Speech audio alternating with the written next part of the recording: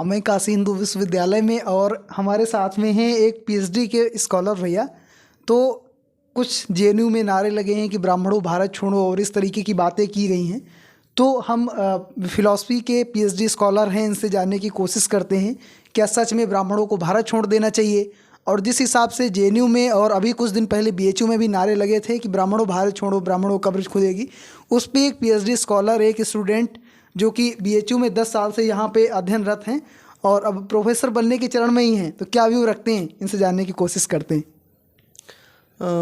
ये बहुत शर्मनाक है। किसी भी एक विशेष जाति के खिलाफ एक देश के प्रतिष्ठित विश्वविद्यालय जो टॉप 5 में आता है, वहाँ पे अगर ऐसे स्लोगन लिखे जाए ब्राह्मणों के खिलाफ, तो ये बेहद शर्मनाक है और ये बेहद निंदनीय है। इसके ऊपर कठोर से कठोर कार्रवाई होनी चाहिए। नहीं भैया जी, तो ब्राह्मणों भारत छोड़ो जैसी बातें की जाती हैं, तो मतलब किस आधार पे कहा जाता है कि ब्राह्मणों भारत छोड़ो? या तो किसी को हम कहते हैं कि यहाँ आप यहाँ से चले जाइए, कोई असामाजिक तत्व होते हैं उनसे हम कहते हैं कि यहाँ से चले जाइए आप। तो मतलब ब्राह्मणों की एक्टिविटीज़ इतनी ख़राब हैं कि उनको एक विश्वविद्यालय स्तर पे चेतावनी दी जाती है कि भारत छोड़ो, चाहे बीएचयू की बात हो या जेएनयू की बात हो लगातार। तो ब्राह्मण क्या इतने ख़राब हैं, किस लिए कहा जाता है? मैं रीज़न जानने की कोशिश कर रहे हैं। एक्चुअली ये कोई आज से नहीं होता चला यार, पिछले कई दशकों से एक विशेष जाति के खिलाफ, स्पेशली जो ब्राह्मण जाति है उसके खिलाफ जहर भरा जाता है। और ये उस मानसिक जो जहर भरा जाता है, ये उसी का परिणाम जो आपके सामने है। लेकिन ये भारत सबका है। कोई भी एक व्यक्ति, अगर किसी एक कम्युनिटी में अगर 100 भी लोग हों, लेकिन अगर वो इस देश के नागरिक है तो सबका यहाँ समान अधिकार है। आप किसी को भी इस तरह से मतलब बाहर जाने की बात नहीं कर सकते। ऐसे विभाजनकारी जो असामाजिक तत्व है, ये खुद को बहुत सामाजिक कहते हैं, समाजवादी कहते हैं, लेकिन एक विशेष जाति के प्रति इतनी नफरत है, ये बहुत निंदनीय है। ये बहुत निंदनीय है, जैसा कि बताया। और हम देखते हैं कि आज़ादी के आंदोलन में तो पंडित चंद्रशेखर तिवारी आज़ाद, जिनको हम चंद्रशेखर आज़ाद के नाम से जानते हैं, कितना बड़ा योगदान रहा है। आज़ादी की जो 1857 की प्रथम क्रांति, पंडित मंगल पांडे, तो इतना आज़ादी में योगदान। और उसके बाद में जहाँ से नारे भी लगते हैं वो पंडित जवाहरलाल नेहरू, और ये जहाँ बीएचयू में खड़े हुए हैं पंडित मदन मोहन मालवीय। सारे लोग रहते हैं, सारे लोग अपनी संस्कृत फॉलो करते हैं, अपनी संस्कृत को जीते हैं, अच्छे से पढ़ाई लिखाई करते हैं। फिर इस तरीके की बातें मतलब क्यों की जाती हैं? और जिसको कहा जाता है कि समाजवाद की बात करते हैं, तो उन लोगों को ये चीज़ें नहीं दिखती हैं कि पंडित मदन मोहन मालवीय जी ने समाजवाद का कितना बड़ा उदाहरण पेश किया है।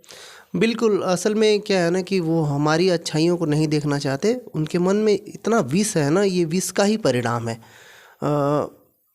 रही बात ब्राह्मणों के खिलाफ नफरत की, तो ये कोई आज से नहीं चले। पिछले जब से ये समाजवादी लोग, चाहे ये जब से भी होने लगा है ना कि ये जनरल हैं, ये एसटी है, एससी है, ये ओबीसी हैं और ये इनकी संख्या कम है इसलिए इनको कुछ भी करो। एक्चुअली क्या है कि वो मतलब वो अपनी ही जड़ों से कटे हुए लोग हैं, जिनको अपनी भारतीय सभ्यता संस्कृति से उतना लगाव नहीं है जितना पाश्चात्य का अंधानुकरण करने से ऐसा कहना है। तो एक छात्र, आप तो 10 साल से विश्वविद्यालय में ही, इतने प्रतिष्ठित विश्वविद्यालय में 10 साल से अध्ययनरत हैं और आप पीएचडी अपनी कंप्लीट कर रहे हैं, तो एक छात्र कैसे सोचता है, इसका सलूशन क्या हो सकता है? इसका समाधान यही है कि मतलब एक चीज़ हमें मानना पड़ेगा कि भारत सबका है। कोई भी ये नहीं कर सकता कि भारत में से ये लोग चले जाएं, वो लोग चले जाएं, ऐसा नहीं हो सकता। और समानता, आप एक तरफ बात करते हैं कि नहीं, स्वतंत्रता, समानता, बंधुत्व होना चाहिए, समाजवाद होना चाहिए, सबको हक मिलना चाहिए, और उसी बीच में आप ये नारे लगाते हैं नफरत मतलब आप एक तरफ से कह रहे हैं कि बहुत लोग एक नया नारा चलाते हैं, चाहे एक नया टर्म देते हैं, ब्राह्मणवाद ब्राह्मणवाद ब्राह्मणवाद।